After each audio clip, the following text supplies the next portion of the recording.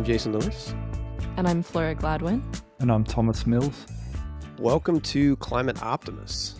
As a couple concerned citizens, we're on a journey to explore climate solutions and ways each of us can make a difference. And as a nonprofit focused on educating and empowering people to get involved in climate action, we rely on the financial support of our listeners. So if you're a regular listener and you value what you get from us, consider a donation that aligns with that value. Donating is easy. Just head over to our website, climateoptimist.co, and click the donate button. If you're not ready to take the step to becoming a donor, but want to help us out, tell your friends, your mom, your boss, your coworker, your dog about us, and rate us on your streaming platform. I like it, Flora. Yeah, the more we spread the word, the bigger the impact we have from a climate perspective. Mm-hmm. Well, it's no secret to anybody that we have a massive plastic pollution problem. Sadly, you can find it almost anywhere, whether you're looking around, the roads you drive, to beaches, to, even the forest floor. And in a way, it's almost becoming a calling card for human activity. Wherever we go, we leave behind plastic. It turns out that in addition to the pollution problem, plastics are also a major source of global greenhouse gas emissions.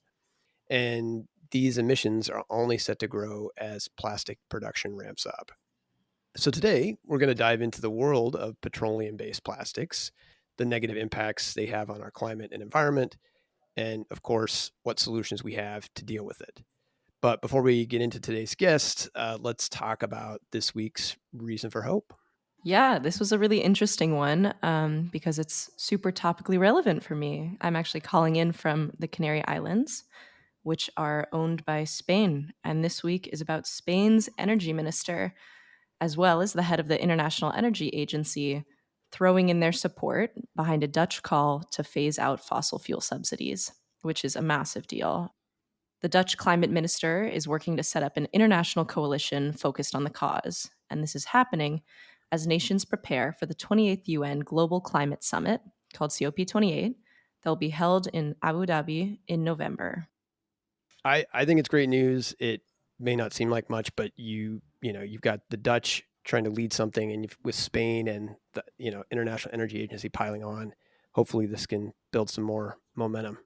Yeah, I think right now where we're looking at about $500 billion a year in direct subsidies, that's just the tip of the iceberg, and it's the indirect cost that we really need to start holding these organizations accountable for. And hopefully those court cases that were recently rolled out in California can get the ball rolling in that regard. Mm-hmm. Yeah, it's crazy with even just the direct subsidies, thinking about the fact that basically our tax dollars are funding oil companies continuing to, pull more of this stuff out of the ground and burn it. So seems like low-hanging fruit to me.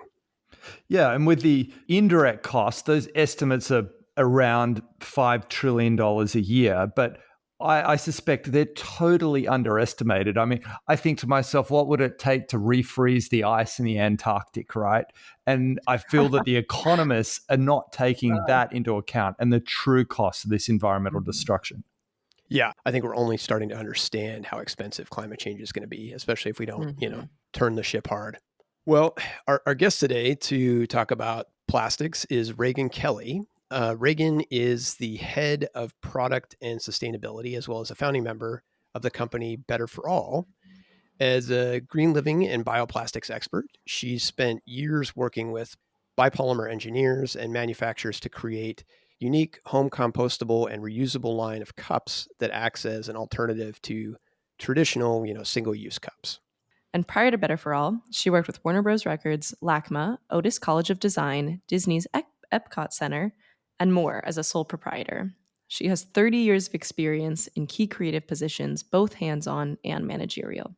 At USC Annenberg, Kelly built Vectors, an online interactive journal that included the design, programming, and implementation of interactive data-driven interfaces for scholars and scientists.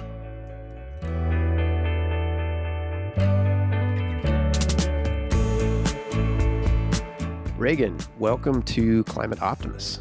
Thank you. So to start you off, when it comes to efforts to address climate change, what makes you hopeful? Yeah, actually, right now I'm feeling quite hopeful. Been watching the Climate Week protests. I was thrilled at the number of people that came out in the streets. And also, just in general, the level of conversation and sort of learned conversation in public media about what we need to do, what's happening, what the problems are. I really feel hopeful actually this week about just the level of awareness seems to be growing by leaps and bounds. Yeah, I'm with you on the media side. It seems like getting better and better about drawing the linkages and having that dialogue, and in a way that obviously helps everybody else who still isn't super familiar with how these things all, link together. Yeah. Well, let's get into the topic at hand here. So how much of, to give people a sense, just kind of how much of global carbon emissions can we really attribute to plastics? And then in addition to that, how is that kind of forecast to change? Right. So, according to a number of estimates, plastics are currently responsible for approximately 4.5% of global greenhouse gas emissions. You know, by everyone's admission, they aren't really accounting for what's happening when plastic is left in the environment, nor can we Right. accurately measure what's happening, how much plastic is being burned or incinerated, especially in an open pit type of scenario. So I believe that that emissions estimation is low, but 4.5% of global greenhouse gas emissions today. And if we keep on track the way we're going, it will double by 2050, both our creation of plastics and also the emissions associated with them. So close to 10% by 2050 and closer to 15% by 2100. Wow. And so as far as those emissions, to your point, it sounds like that's really just on the front end, and there's stuff on the back end that's happening that we don't necessarily, have a great sense of. Yeah, I would say that, one thing that you have remarked upon and also I see more and more is that the petroleum industry, I heard yesterday on a podcast that there are structural declines happening for petroleum around the world, which is great because we are shifting more and more on a global basis away from petroleum as a energy resource. So what's happening is these same businesses are forecasting more and more heavily into plastics. And the Center for International Environmental Law projects that 20% of oil consumption will be for plastics use by 2050. That's massive. Well, I think people are obviously aware of sort of plastics pollution maybe generally, but wondering if you can talk about, in addition to obviously the negative impact of plastics on carbon emissions, what other sort of detrimental impacts do fossil fuel-based plastics have on our environment? I mean, I think most people are aware. I mean, you just walk down the street and you can see plastic pollution everywhere, right? Right. Even if you're trying really, really hard not to bring them into your home, it's literally impossible. But globally, plastics recycling is between 9 and 16% globally annually. And so that means to me, 85 to 90% of plastic produced is either going to landfill, being burned, or ending up in the environment, which is huge. So if you burn plastic, even if you burn it in a control, like they call it, capturing energy, you still produce toxic ash. If you burn it in an open pit, it produces black carbon, which is a serious lung damaging pollutant and also 5,000 times more potent greenhouse gas than carbon dioxide. Um, Wow. and then in the ocean, plastic is a massive problem. I don't think we've even begun to understand the extent of it. However, I think we know we're finding microplastics in the Mariana Trench, in Arctic snow, in breast milk, in our blood. From just a climate perspective, microplastics are interfering with the way marine microorganisms absorb carbon dioxide and emit oxygen. And the ocean is the source of 50% of the world's oxygen. So, if I look at this through any lens, we have to stop producing petroleum plastic. It's just a massive, massive problem. So you touched on a couple things there. Well, and it sounds like it isn't, I'm sure people have all seen pictures of sort of plastic pollution floating in the ocean, but it's also this breakdown that's taking place in all these smaller and smaller pieces of plastic that, to your point, are finding their way into all sorts of things and places that we maybe never anticipated that they would have. Right. Yes. And yeah, for me also, like toxins, I don't know if I mentioned toxins, but there are a number of toxic chemicals associated with petroleum plastic production, and those also get released over time when plastics end up in the environment. They also get released when you burn plastic. I was just reading a study. The EPA is closing research that they've been doing on PET, which is right now considered kind of the standard for how we drink water, right? I mean, kind of amazes me in 30 years we've decided that drinking water out of little plastic bottles is how we consume water, right? That was not true when I was growing up. I'd never seen one before, and I was always, my thirst was always slaked. But anyway, PET water bottles, when they're produced, emit a chemical called 1,4-dioxane.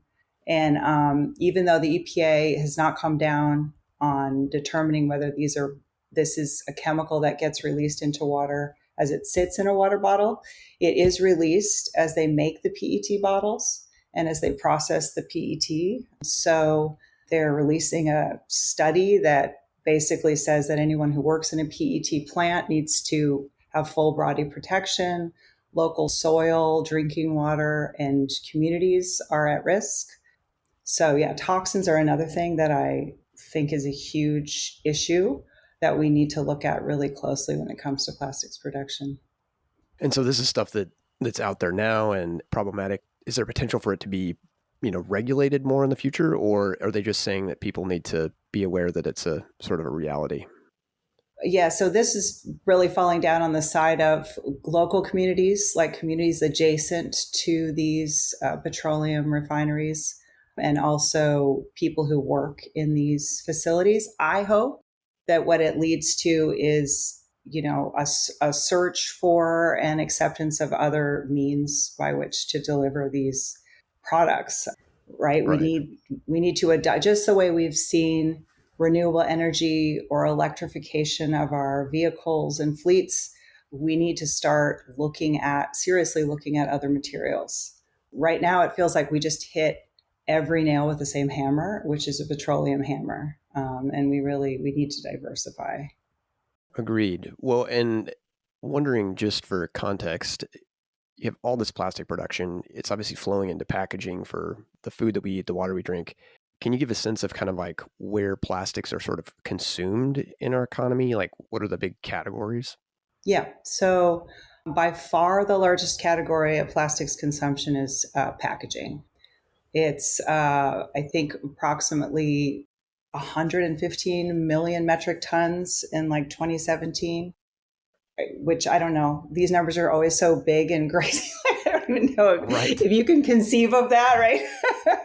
But it's twice as much as the plastic we use for building and construction. And we use a ton of plastic for building and construction, right? So transport was third. So packaging is the big issue. And packaging, of course, is the issue that we can see because packaging is often lightweight for good reasons. And Sure. it's difficult to recycle. It's difficult to sort. It's difficult to process. And it's very easily escapes into the environment. So what's sort of the relationship between big oil and the plastic producers? Obviously, big oil is looking to continue to cement its, demand for its product. And as we start to wean ourselves off of fossil fuels for energy, sounds like plastics might be a pivot. But what are kind of the relationships there?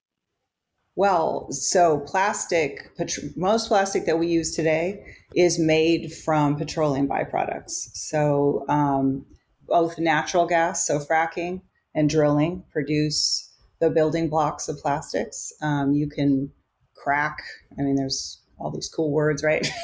You can crack petroleum and natural liquid gas and make the building blocks of the plastics we use today, ethane being a big one.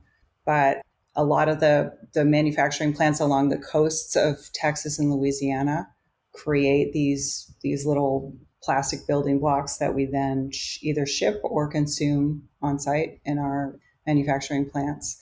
What petroleum has been doing, they've been reading the tea leaves, and also they were, as you know, well aware that climate change or global warming was happening because of petroleum consumption. So they predicted that they would need to pivot, and so put about $200 billion into plastics manufacturing infrastructure in the last 10 years.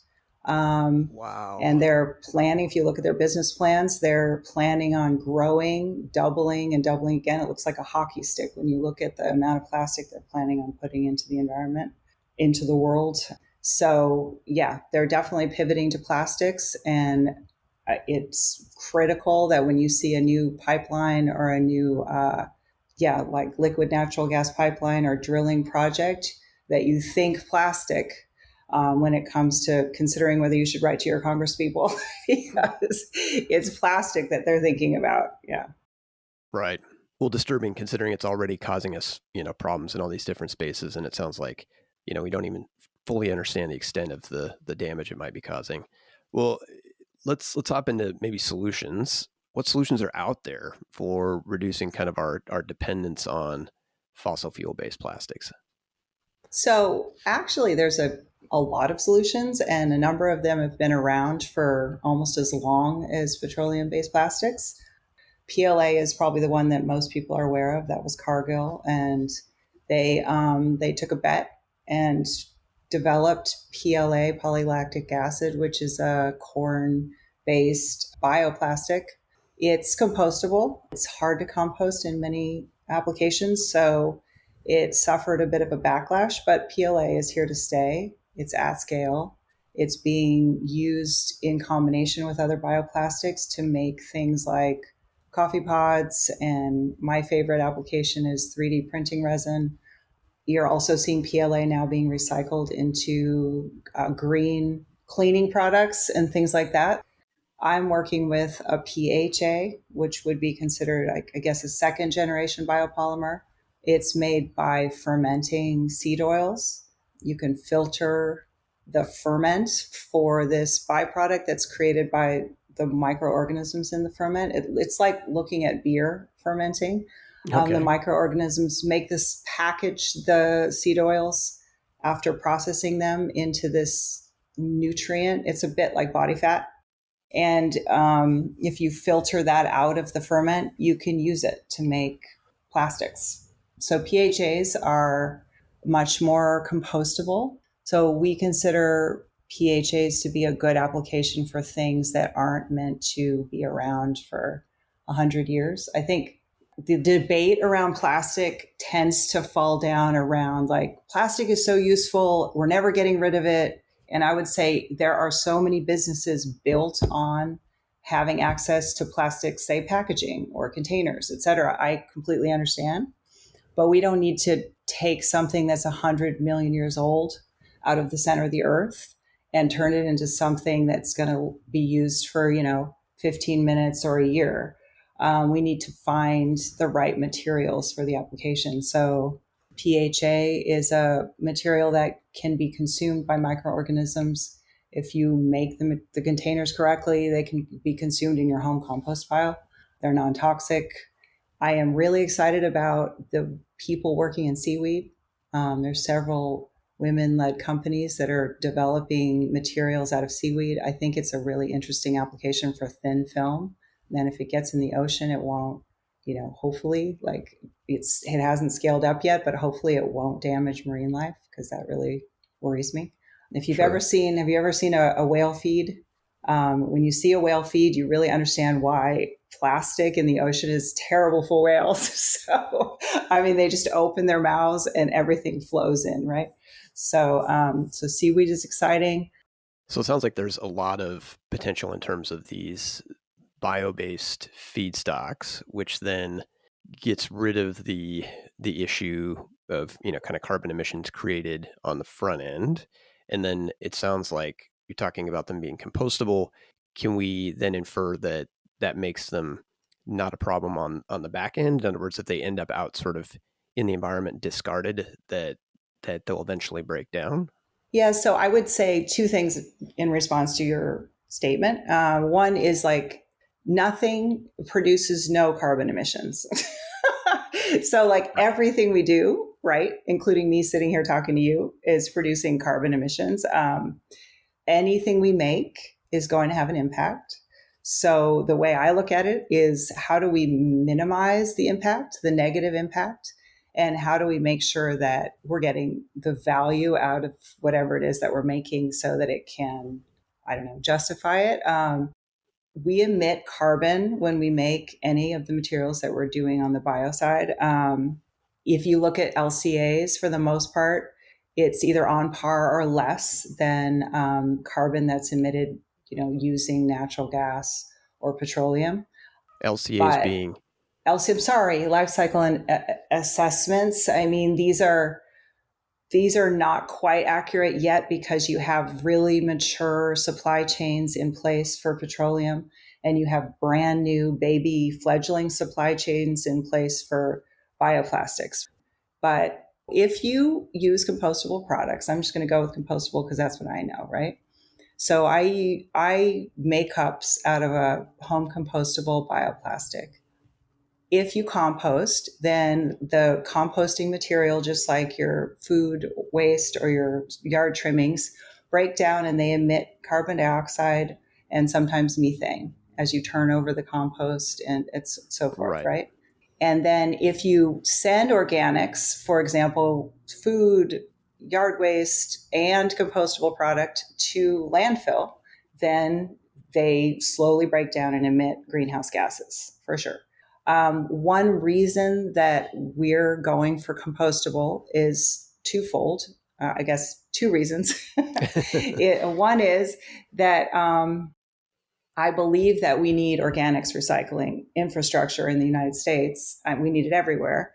But 40% of what goes to landfill today is organics. And so it's all sitting there putrefying and emitting greenhouse gases. It's also not being properly recycled. If we did compost that material, you would end up with greens to use as soil amendment, et cetera. Another big use of petroleum is fertilizer.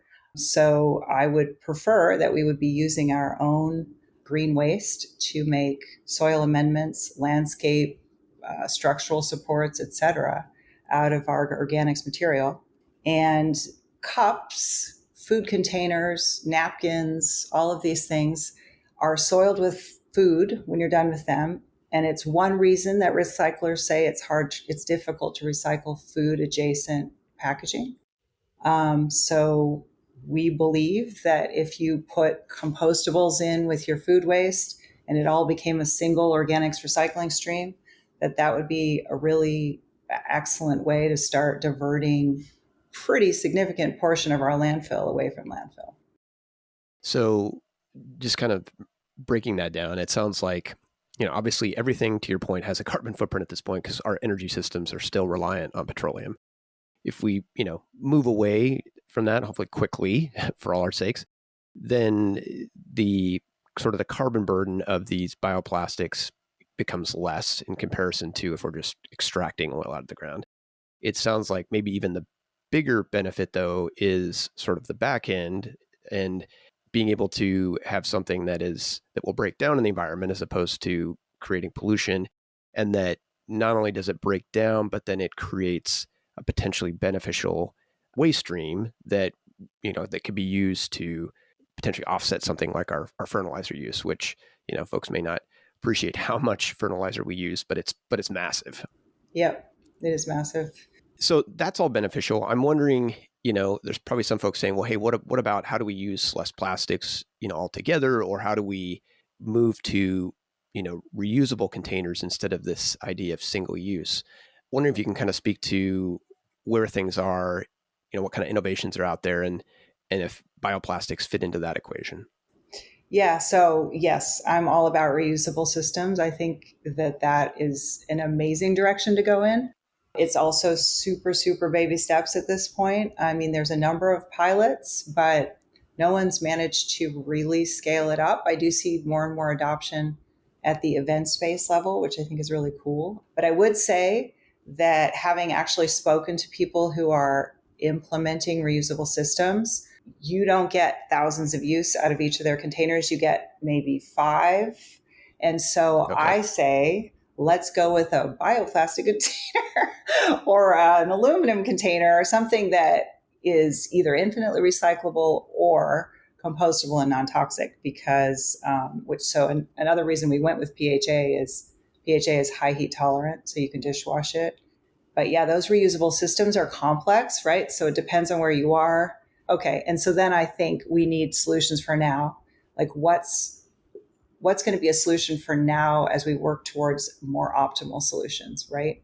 And so if you're in a say stadium or you're at a festival and you're drinking, they don't let you bring anything in.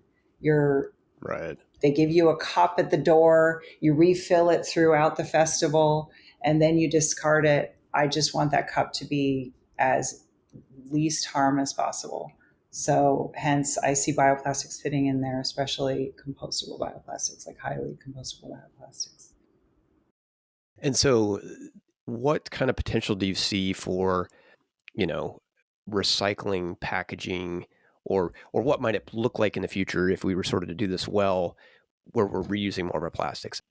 Yeah, I mean, so I think there's like 2 models that are being debated right now.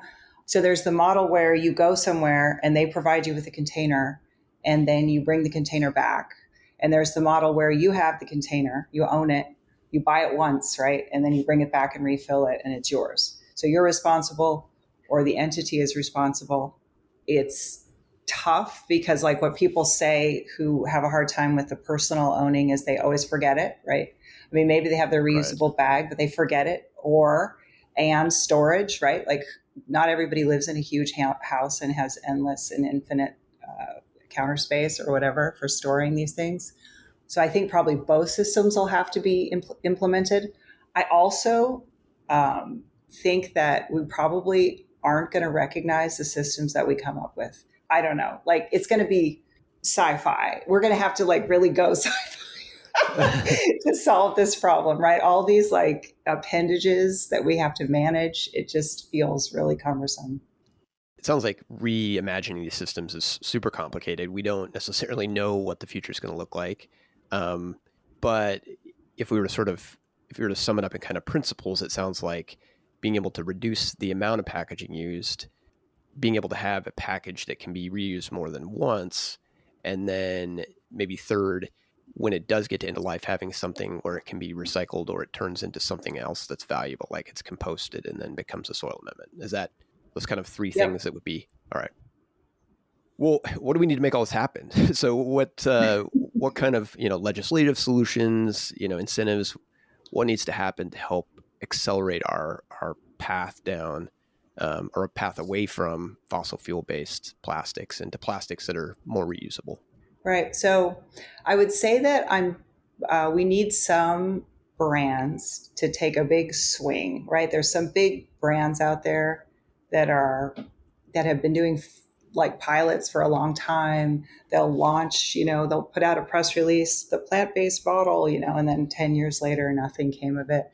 I would also say, we have not talked about this, but PHBH, the material I work with, and all of the materials that we work with are more expensive than petroleum-based materials. Petroleum has, I just read, like a $20 billion a year direct subsidy from the US government, just in the US. That's our tax dollars, right? Giving them a massive discount. And that discount ends up, showing up at the pump, but it also shows up in the form of packaging. So all of the packaging that I'm competing with is heavily subsidized by US taxpayer dollars. When I think about these things, I think you need to write to your congressman, you need to call, you need to demand, because it actually does have an impact. There are a number of pipeline projects, et cetera, right at the White House right now, right? You saw Willow went through. Anwar just got shut down. They got 5 million petition signatures and they got 1 million letters from young, agitated voters in the last year. And that affected Biden's decision about Anwar, which is, it's huge. That's huge for our kids' futures. That's huge. So I would say for me, that's like one big one is be heard, make yourself heard, be annoying, and push your local purveyors. Like if you have someplace you love to go, but you don't go because you think, oh no, they're going to give me a plastic cup, let them know, like tell them. So it sounds like beating the political drum is our opportunity for big change, and we always support that, and it sounds like you're advocating like let's help prevent additional fossil fuel infrastructure. It sounds like we could all be advocating for removing the fossil fuel subsidies, and then maybe on top of that even advocating for a price on carbon, right? Which would help. It sounds Yeah. like I'm guessing would level the playing field a little bit for bioplastics. Yeah. Yeah. And I would just say one more thing. I think we all feel really super happy when we see paper because you can just see that paper is natural. It's fiber based. It's going to break down really fast if you put it out in the environment, if it's not coated with plastic. I feel really worried when I see paper being the only solution to everything because we need trees like really badly. And it's shocking how much paper is being consumed as like paper towels and like just weird things. I just don't want to take a tree and turn it into a paper towel. So I just feel like we need to have, I'm just going to say it, we need a diverse resource base for everything we do as human beings. Like we can't just hit one resource again and again and again. Indeed. Well, and it sounds like obviously a complicated problem. So yeah, so thanks for coming on and sharing with us. Thanks for the encouragement, to go out and contact our representatives and try to, start making the shift on plastics. Absolutely. Thank you for having me.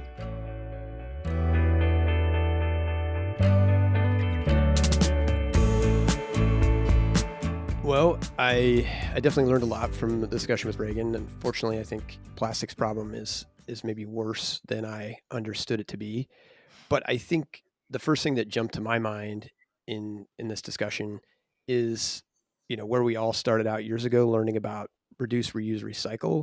And I think it's worth calling out that while, some of us, and especially in places like Oregon, where we got robust recycling programs, tend to focus on the recycling, it's really about reducing first, right? Reducing the amount of plastic that we're using and ensuring that wherever it's used, we're only using kind of for high value applications. Then, when we do have plastic, we use reusing it and then really saving recycling for last. It's not to say that it doesn't provide value, but those other two are the much more important levers to pull first. Yeah, absolutely. I mean, Reagan kind of spoke a little bit to that during the interview when she kind of talked about the fact that even if we were to convert over to more organics based plastics, we kind of need the infrastructure to support that in terms of real larger scale composting. I know in Portland, we have a composting system that works throughout the city, but I feel like that's something that's going to need to be implemented everywhere just to have a really more standardized organics recycling. And one of the examples that I kept thinking of as I was listening to this episode was this fun fact. I don't know how fun it is, that it can take up to 25 years for a head of lettuce to decompose in a landfill. And, that's about as Wow. organic as organic material can get, right? It's practically water and little else. So, And I think it's important to remember that plastics were originally introduced as a durable good replacement for things like ivory and other hard non-metallic substances. So it's only been in recent years. In fact, it goes back to the 1950s when the head of the Modern Plastics magazine, Lloyd Schauffer, said the future of plastics is in the trash can. And from that point onwards, the plastic industry realized that, well, look, what's the point in selling you a durable good when I can sell you something that you throw out every day and have to buy a replacement for? So I think it's just about changing mindsets and realizing that there was a time when we didn't, just throw plastics out after a single use. oh yeah, I feel like that's such an interesting point. And I was reading about it a little bit too. Really shocking. There was a huge amount of money funneled into presenting plastics as a recyclable material. And the companies that were backing these advertisements are, what you would expect, Chevron, Exxon, DuPont. Yeah. Yeah. But in reality, though, the means and methodologies didn't really exist to recycle those single-use plastics over and over again. And I was just looking at the Coca-Cola website recently, and they were claiming that 90% of their plastics can be recycled. And it's like, well, that's great, can be, but in most places, that infrastructure is just not in place to make that a possibility. Yeah, and even if it was, it's so much more expensive for those companies to do that. It's so cheap to produce plastic. I mean, Yeah. yeah. Because they're not paying the full cost of it, right? They're not paying for the environmental impacts or the cost of disposing those goods. And when we talk about disposal too, in many places that is massively subsidized. Like I look at the cost of disposing, I could literally drive to the rubbish dump today with an entire ton of plastic on a vehicle and dispose it for $20, which is like, I don't know, 12 US dollars. Ridiculous, right? That's not putting a true cost on the cost of plastic pollution. Well, and I think that's where the model's fundamentally broken, right? If these manufacturers of plastics or the manufacturers that are using the plastics had to pay for those end of life costs, the true end of life costs, all of a sudden, A, it would incentivize them to use more recycled plastics, but B, all of a sudden, other options that are much better for the environment could float to the top, and the idea of Mhm. reusable containers make more sense, right? And so yeah, because we have this model that is skewed and allows for the perception that it's cheap just to, produce new and throw it away, it's going to continue Mhm. to reinforce the behavior that we have. Which is really important why we need to bring in not just state level, but I think federal level bans on plastics so that there's a little bit of consistency state to state. I take that case where a survey in Australia recently showed that almost 80% of people wanted bans on single-use plastics. Meanwhile, some states in Australia have banned most single-use plastics, but I take Tasmania, who were a leader back in, I think it was 2003, when a little town called Coles Bay banned shopping bags. And it was one of the first places in the world to do that at the time. That then rolled out nationally, but since then, Tasmania's done very little because we've had a conservative government in place that's really not interested in putting any additional costs on businesses, which they aren't. Like once everybody's operating on a level playing Mhm. field, everyone's equal. And I think that's why the people want it. But the lobbying power of these businesses who have short-term interests at heart and also of the oil industry have stopped this from happening at a federal level. Yeah, it gets back to what we're talking about in today's reason for hope, right? We're subsidizing fossil fuels and in turn plastics with our own money.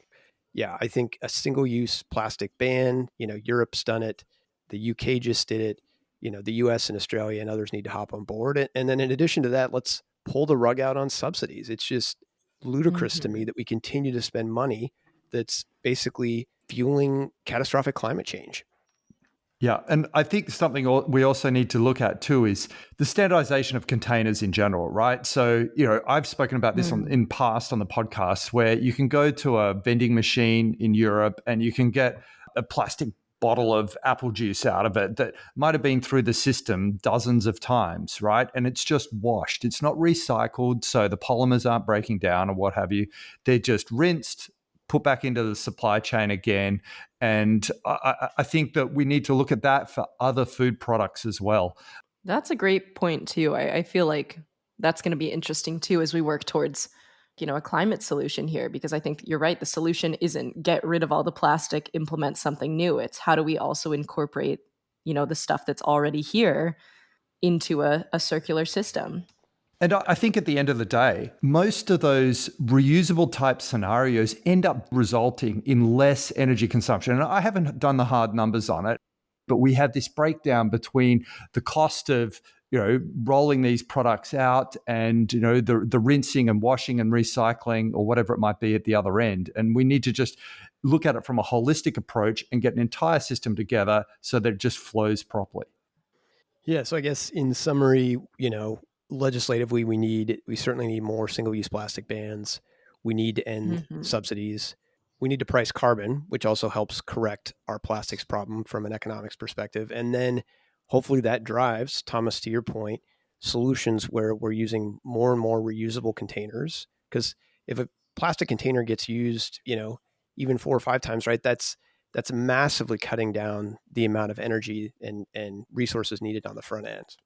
Yeah, and that brings us really nicely actually into our calls to action for this week, with option number 1 being to tell your representative to put a price on carbon, which helps both to drive down carbon emissions and also to reduce the demand for petroleum-based plastics. So, make sure to go to our website. We'll have talking points in the show notes. But seriously, taking a little bit of time to do that is so immensely valuable, and perhaps even more so than doing some of the things that we hope that you already do, like bringing a reusable cup to Starbucks or, using a reusable tote bag when you go to the grocery store. Yeah, I think many of our listeners are probably already responsible in that area. And so these additional actions are really huge value adds that you can add on, right? If you've got that extra couple minutes, call your representative, tell them to put a price on carbon. And then the other thing it's a great option in line with our discussion today is we want to encourage folks to tell Biden to end fossil fuel subsidies. We'll have a link in our show notes to basically send him an email, but yeah, this is low hanging fruit. There's plenty of public support for it, especially given the record oil profits, in the last year. Well, that's it for this week's episode. Thanks to everybody, as always, for tuning in. If you haven't yet, take a moment to sign up for our monthly newsletter. It's full of good facts related to climate solutions, has plenty of action opportunities. And if you've been meaning to sign up, stop listening to me and go to our website right now and subscribe. Climate Optimists is made possible by Climate Stewards Collective. You can find us on the web at climateoptimist.co. And don't forget to follow us on social at Climate Optimist Podcast.